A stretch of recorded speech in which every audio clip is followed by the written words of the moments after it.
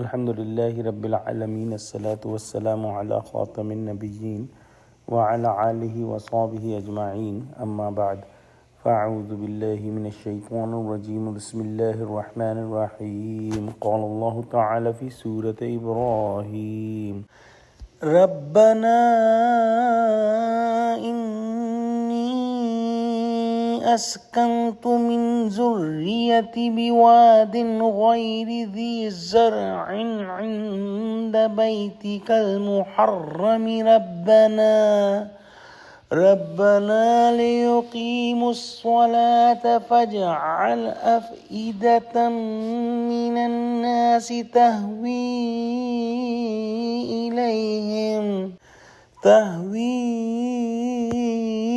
إليهم وارزقهم من الثمرات لعلهم يشكرون۔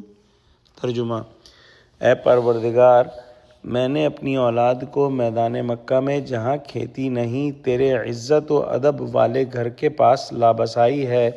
اے پروردگار، تاکہ یہ نماز پڑھیں تو لوگوں کے دلوں کو ایسا کر دے کہ ان کی طرف جھکے رہیں، اور ان کو میووں سے روزی دے تاکہ تیرا شکر کریں۔ حضرت ابراہیم علیہ السلام نے اسماعیل علیہ السلام کو اور ان کی والدہ کو مکے میں لا بسایا، کیونکہ دوسری اولاد حضرت اسحاق علیہ السلام ان کی والدہ وغیرہ شام میں تھے۔ اللہ سبحانہ وتعالی کے حکم سے آپ حضرت اسماعیل کو بحالت شیرخوارگی اور ان کی والدہ ہاجرہ کو یہاں چٹیل میدان میں چھوڑ کر چلے گئے تھے۔ بعد میں قبیلہ جرہم کے کچھ لوگ وہاں پہنچے، کیونکہ اللہ سبحانہ وتعالی نے حضرت اسماعیل کو تشنگی اور ہاجرہ کی بے تابی کو دیکھ کر فرشتے کے ذریعے وہاں زمزم کا چشمہ جاری کر دیا۔ جرہم کے خانہ بدوش لوگ پانی دیکھ کر اتر پڑے اور ہاجرہ کی اجازت سے وہیں بسنے لگے۔ اسماعیل علیہ السلام جب بڑے ہوئے تو اسی قبیلے میں ان کی شادی ہوئی۔ اس طرح جہاں آج مکہ ہے ایک بستی آباد ہو گئی۔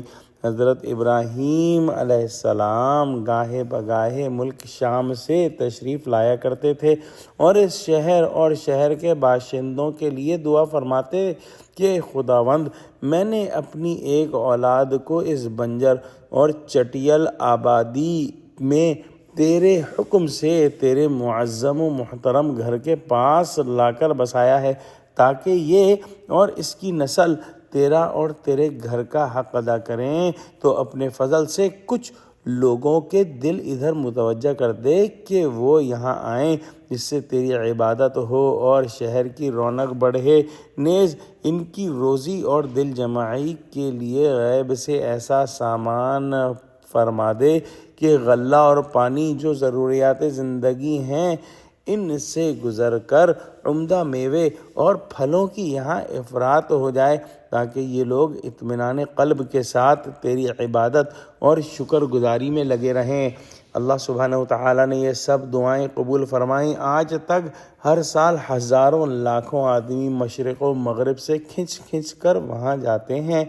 اعلیٰ قسم کے میوے اور پھلوں کی مکے میں وہ افراط ہے جو شاید دنیا کے کسی حصے میں نہ ہو، حالانکہ خود مکے میں ایک بھی ثمردار درخت موجود نہ ہوگا۔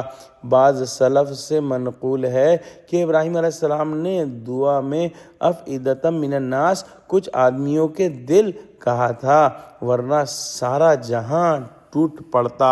واللہ اعلم۔ دعا کرتے ہیں کہ اللہ سبحانہ وتعالی ہم کو قرآن کا فہم عطا فرما، ہم کو سچوں سے جوڑے اور ہم کو صراط مستقیم پر قائم فرما دے۔ یا اللہ مسلمانوں کی مدد کر، یا اللہ غزہ کے مسلمانوں کی مدد کر، یا اللہ مسلمانوں کو متحد فرما دے، آمین۔ وآخر دعوانا الحمد للہ رب العالمین، والسلام علیکم ورحمۃ اللہ وبرکاتہ۔